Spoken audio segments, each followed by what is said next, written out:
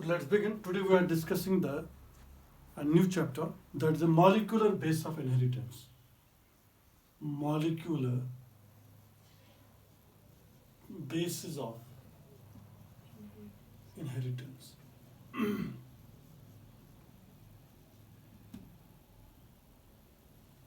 ठीक है ना बेटा? अब मॉलिक्यूलर बेसिस ऑफ इनहेरिटेंस में पढ़ते क्या, पहले ये चीज पता होना चाहिए, what we have to study there. हम यहाँ पे जानेंगे पहले, हमारे पास एक बायोमॉलिक्यूल है, उसको बोलते हैं न्यूक्लिक एसिड्स।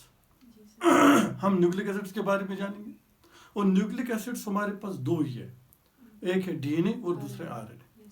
अब उनका हम पूरा देखेंगे, डीएनए है क्या, आरएनए क्या है, तो ये चीजें पहले हम क्लियर करेंगे। किन चीज के बने होते हैं डीएनए, हम बोलते हैं न्यूक्लियोटाइड्स के बने हैं। अब न्यूक्लियोटाइड है क्या, और न्यूक्लियोटाइड्स के बीच में कौन सा बॉन्ड है और कैसे वो बॉन्ड फॉर्मेशन हो जाती है, वो सारी चीजें हम अंडरस्टैंड करेंगे। अब अगर न्यूक्लियोटाइड की बात करेंगे, वो भी कुछ सब यूनिट्स का बना होता है, जैसे नाइट्रोजनस बेस होती है, जैसे हमारे पास राइबोस शुगर होता है, पेंटोस शुगर जिसको बोलते हैं, और फॉस्फेट्स, तो उनके बारे में भी जानेंगे। उसके बाद हमें क्या इसके अंदर पढ़ना है, हमें ये पढ़ना है कि डीएनए से बनता है RNA, we call that process transcription. और हम ये भी जानेंगे कि DNA as a genetic material, DNA जो है it acts as a genetic material, वो चीज भी हम क्लियर करेंगे एक्सपेरिमेंट के थ्रू, कैसे एक्ट करता है एज ए जेनेटिक मटेरियल, और कैसे एक स्टेबल जेनेटिक मटेरियल है, why RNA do not act as a, हम दोनों को कंपैरिजन में लाएंगे, और कौन स्टेबल है वही एक्ट करेगा एज ए जेनेटिक। उसके बाद जब हम ट्रांसक्रिप्शन को देखेंगे, जब डीएनए से आरएनए बनेगा तो हम उस प्रोसेस को हम बोलते हैं ट्रांसक्रिप्शन। उसके बाद हम और एक प्रोसेस देखेंगे कि जब मैसेंजर आरएनए बन रहा हो, राइबोसोम्स के पास चला जाएगा and it will form a protein, उस प्रोसेस को हम बोलते हैं ट्रांसलेशन, वो भी हम स्टडी करेंगे। और दूसरी चीज जो इंपॉर्टेंट है, हम बोलते हैं कि DNA is inheritable, it gets transmit from parents to offspring, that it should have to make a copy, तभी तो ये ट्रांसमिट हो सकता है। तो अगर ये कॉपी आप नहीं बनाएगा, उस कॉपी की अगर हम बात करेंगे, उस प्रोसेस को हम बोलते हैं रेप्लिकेशन, वो प्रोसेस भी हम यहाँ पे स्टडी करेंगे। ये हमें पूरा जो है चैप्टर जो है डील करता है इन चीज़ों से। किस किस से डील करता है, डीएनए क्या है, आरएनए क्या है, किन किन चीज़ों का बना है ये, और डीएनए कैसे रेप्लिकेट करता है, कैसे डीएनए एक्ट करता है जेनेटिक मटेरियल, और उसके बाद हम ट्रांसक्रिप्शन और ट्रांसलेशन प्रोसेस को कंप्लीट करेंगे। इस तरह जो हमारा पूरा मॉलिक्यूलर जेनेटिक्स है वो क्या हो जाएगा, वो कंप्लीट हो जाएगा। ठीक है। तो पहला थोड़ा सा जो हम देखेंगे, बेसिक पॉइंट जो हम पढ़ेंगे, that will be about nucleic acids. ठीक है ना, कुछ बेसिक्स हम जानेंगे किसके बारे में, पहले न्यूक्लिक एसिड्स के बारे में।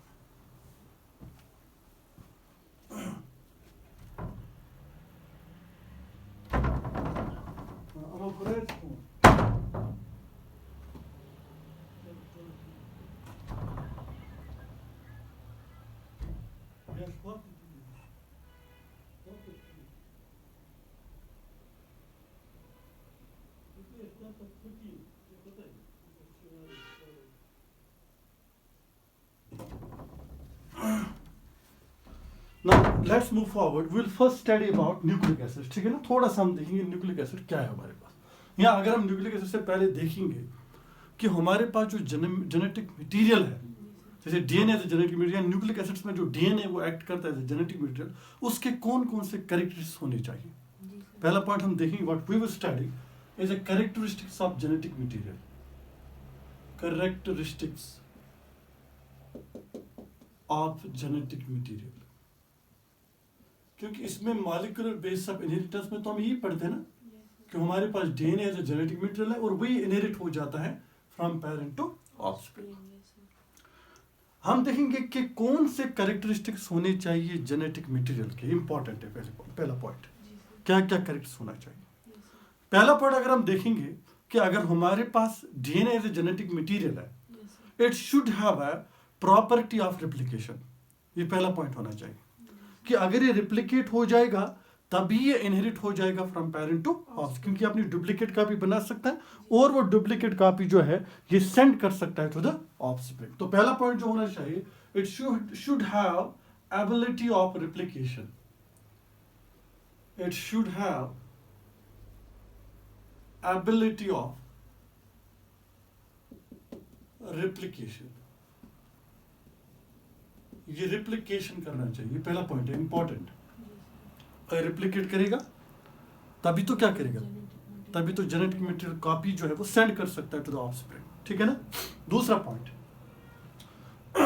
हम बोलते हैं जेनेटिक मटेरियल जो है इसके अंदर म्यूटेशंस आती है। म्यूटेशंस दो तरह की आ सकती है। एक म्यूटेशंस होती है जिनको हम बोलते हैं स्टेबल म्यूटेशंस। क्या बोलते हैं बेटा? और स्टेबल म्यूटेशन जो होती हैं वो हमेशा क्या होती हैं? वो हमेशा होती हैं favourable. Stable mutations are always favourable because they lead variation, and variation is important for evolution. एक को दो तरह की म्यूटेशंस होती है नेचर के अंदर, एक होती है स्टेबल म्यूटेशंस और दूसरी जो होती है हार्मफुल म्यूटेशंस, जिनसे डिजीज काज हो जाते हैं। तो अगर हम बोलते हैं कि हमारे पास डीएनए जेनेटिक मटेरियल, पहले तो ये रिप्लिकेट करना चाहिए, और दूसरी जो इंपॉर्टेंट चीज है, it should have ability to what? To bring the stable mutations, and these mutations should be inheritable. और ये म्यूटेशंस क्या होनी चाहिए? इनहेरिट होनी चाहिए from parent to offspring. Important चीज है। ऐसा ना हो स्टेबल म्यूटेशन लाए, ठीक है, यूजफुल म्यूटेशन है वो, ताकि अगर ऑफस्प्रिंग में चली जाए वेरिएशन आ सकते हैं, एक स्टेबल ऑफस्प्रिंग वजूद में आ सकता है, स्टेबल डीएनए वजूद में आ सकता है। लेकिन अगर वो इनहेरिट नहीं कर पाए फिर वो एक्ट नहीं कर सकता एज ए। सो हम ये बोलेंगे सेकंड पॉइंट जो होना चाहिए, it should have stable mutation, it should bring stable mutations, useful mutations बोल सकते हो उनको, ठीक है ना। And these mutations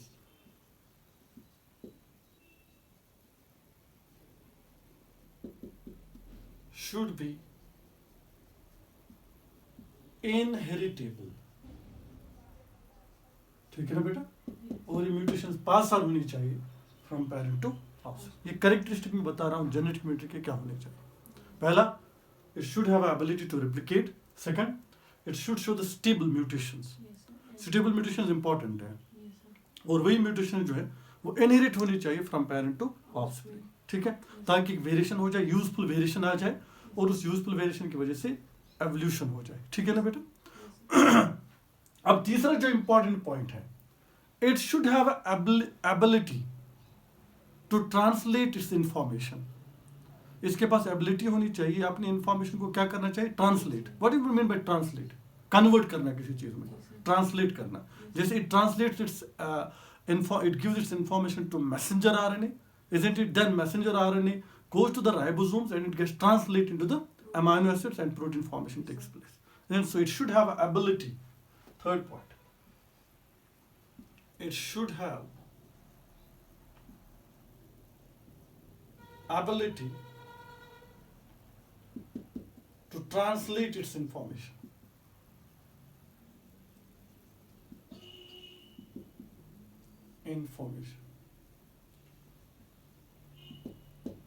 It should have ability to show the process of transcription. Then there will be the translation.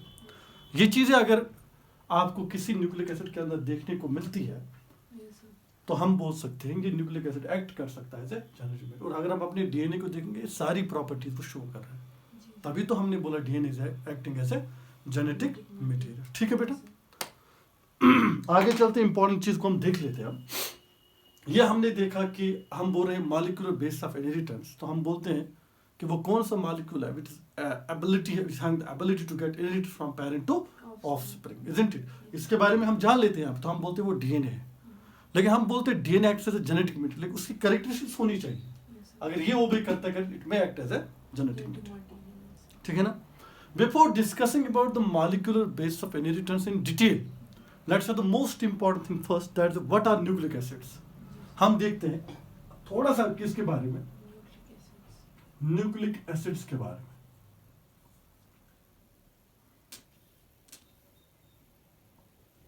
ठीक है ना बेटा। अगर न्यूक्लिक एसिड्स की बात की जाए तो हम ये बोलते हैं दीज आर बायोमॉलिक्यूल्स। और ये कौन से होते हैं? ये माइक्रो होते हैं कि माइक्रो होते हैं? Isn't there macro biomolecules or micro biomolecules? Micro? These are not micro. What are these? These are macro biomolecules. थोड़े बड़े होते हैं। तो हम ये बोलेंगे what are these? Actually, generally these are biomolecules. हैं कि नहीं? तो बायोमॉलिक्यूल चैप्टर के अंदर तो आप इनको पढ़ते हैं। These are biomolecules. और ये किस चीज के बने होते हैं? These are formed of nucleotides. Formed of nucleotides. ये न्यूक्लियोटाइड्स के बने, ठीक है ना बेटा। और हमारे पास दो ही न्यूक्लिक एसिड्स हैं। कौन कौन सा बेटा? We have RNA and DNA, ये दो हमारे पास क्या है, न्यूक्लिक एसिड्स, याद रखोगे आप। तो अगर आपसे पूछा जाएगा कि नेचर के अंदर कितने न्यूक्लिक एसिड्स होते हैं, दो ही है, DNA, RNA। अब इंपॉर्टेंट चीज मैं बताऊंगा, ये न्यूक्लिक एसिड्स किसने डिस्कवर किए? First discovered by Friedrich Miescher in 1869 में उसे डिस्कवर किया था इन पास्ट सेल्स में। तो हम ये बोलेंगे they were first discovered bye